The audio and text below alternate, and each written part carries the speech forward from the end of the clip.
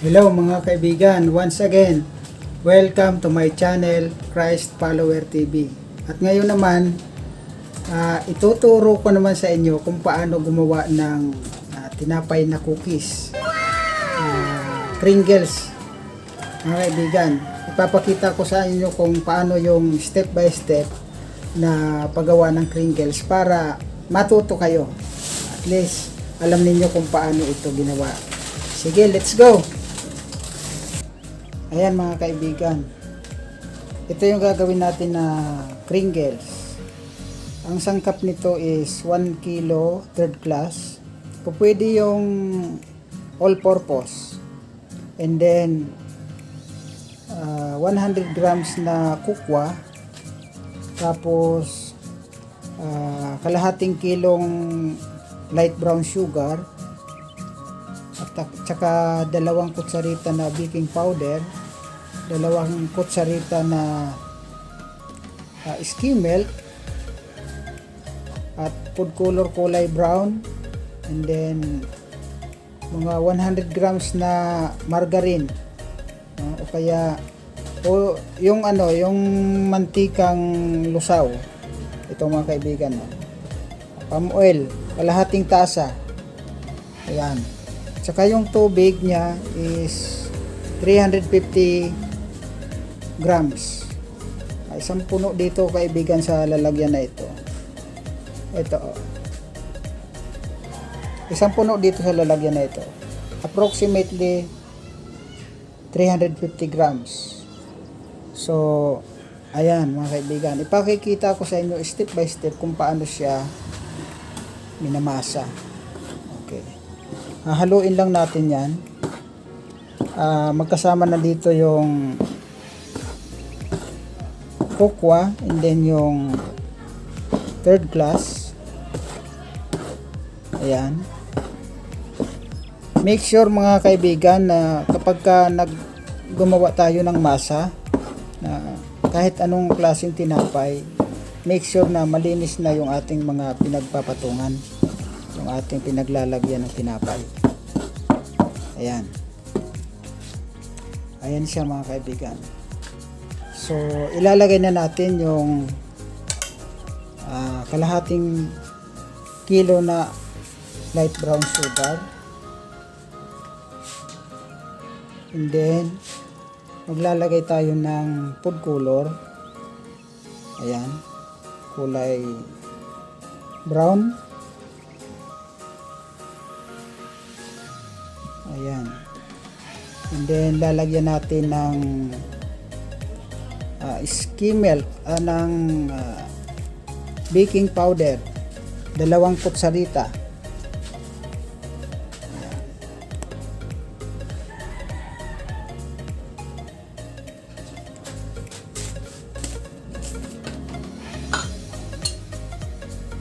Mga kaibigan, puno siya, puno lang yung 2 takal.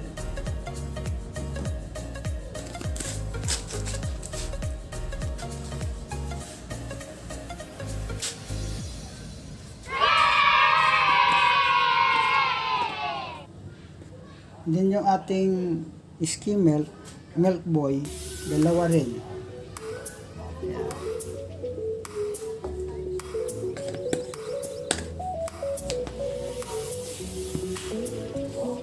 Nilalagyan natin yung mantika. And then yung ating water.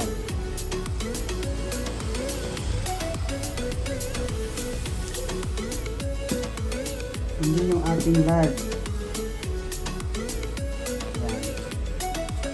Ang purpose naman ng lard o di kaya ng margarine ay para magkaroon siya ng mga bitak-bitak pag siya naluto na. So, ganyan lang yan. Continue natin mga kaibigan yung pagmasa ng ating Pringles.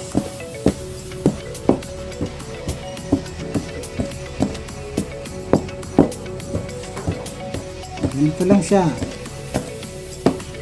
Minamasa lang siya paunti-unti.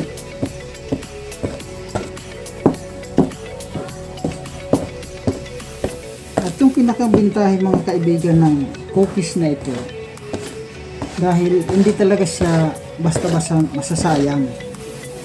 Dahil bukod sa mabenta siya, paborito siya ng mga bata kainin. Kaya halos ang nakakaubos nito mga bata. Then mamaya ipapakita ko sa inyo kung paano yung proseso ng paggawa nito. At yung pag naluto na siya, papakita ko siya sa inyo.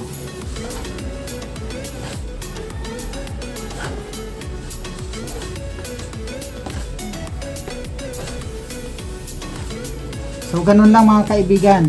Mamaya pagka bibilugin natin to, pag nabilog na siya, ipapakita ko siya sa inyo kung paano siya, kung ano yung itsura niya. Tsaka pag naluto kasi siya, attractive siya tingnan kasi marami siyang mga bitak-bitak, para siyang mga nagka-crack-crack siya. So mamaya ipapakita ko rin sa inyo pag natapos na tayong magbilog nito. At yung kahit yung pagbilog nito mga kaibigan, gusto kong makita ninyo para at least malaman ninyo kung paano siya ginagawa.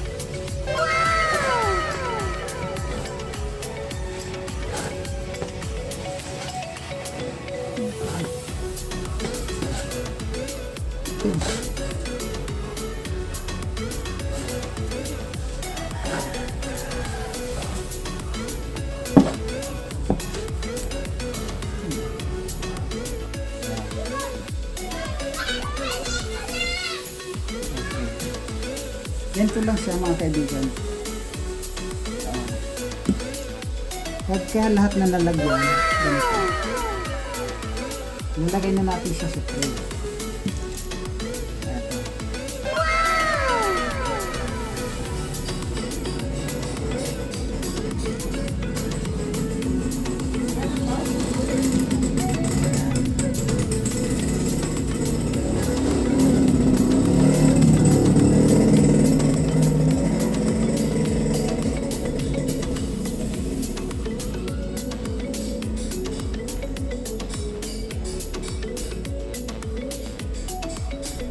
Isa pa pala sa pinakang maganda sa cookies, mga kaibigan, ang cookies, hindi na natin siya kailangang paalsahin pa o padoblehin yung laki niya. Kundi antimano, pagkagawa natin, antimano, pwede na siya natin bukain. Ilalagay lang siya natin lahat. Ganun lang mga kaibigan kadali. Ganun lang kasimple ang paggawa.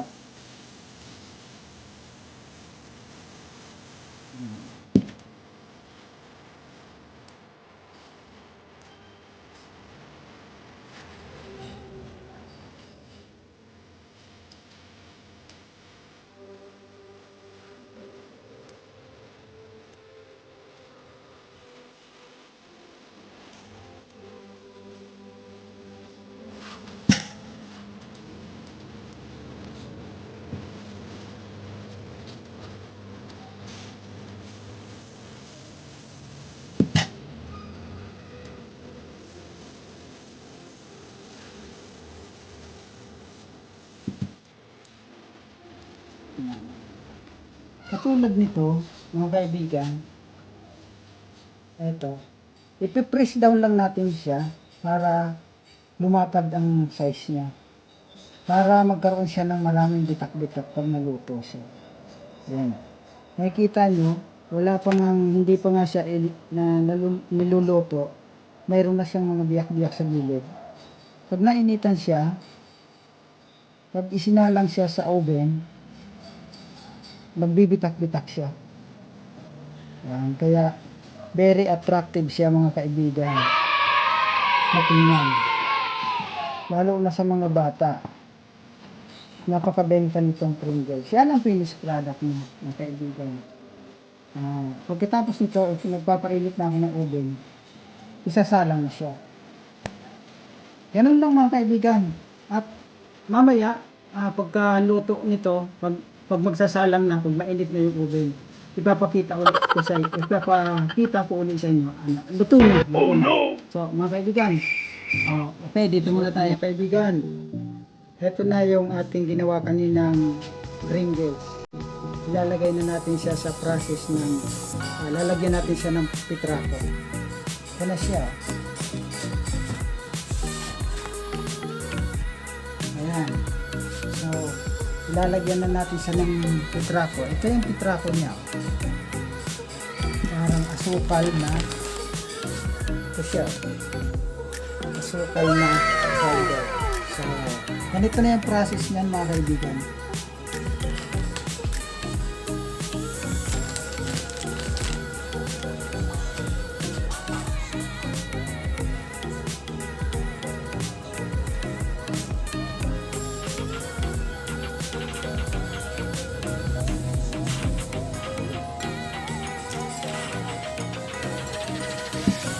Lulublog lang natin siya dito sa pitrako. Mga kaibigan, ito na yung ano natin, Pringles natin. Ano na, luto na siya, ipapakita ko sa inyo. Ayan na siya. Ayan. Ayan. Ayan na yung finished product na. Diba? Oh, marami yung biyak-biyak niya. So, perfect yung pagkakagawa, mga kaibigan. Ito talaga yung tamang luto niya. So, mga kaibigan, ang tubo mo dito ay mahigit kalahati. Siguro ito kung susuma total mo yung gastos mo dito sa isang kilong harina, lahat ng ingredients, siguro aabot lang siya ng mga 100 pesos. Pero ngayon ito, 2 piso isa, nasa 210 piraso, di mahigit 200.